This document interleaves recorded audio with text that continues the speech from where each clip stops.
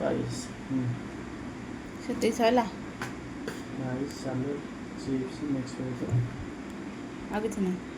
पापड़ କାଲି ପାଏସ୍ ପୁଣି ମନ୍ଦିର ଯିବ। पायस और मिठा चिप्स और बनी କେକ୍ 400 ଟଙ୍କା ଦେଇକି ଆଣିବ। ଏ ଟଙ୍କା 150ରେ ଦୌଡ଼ିବ। 5 ନାଇଁ ମୁଁ ଯାଇ କେକ୍ ଆଣିକି ଆସିବି।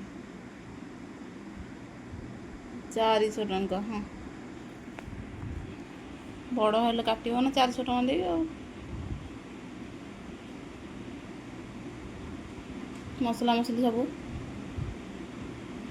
ଅଦା ରସୁଣ ପିଆଜ ତେଲ ଗ୍ୟାସ୍ ପୁଣି ଭରା ହେବ। ତମେ ତ କହୁଛ ଭଡ଼ାରେ ଗ୍ୟାସ୍ ଆଣିବା ପାଇଁ।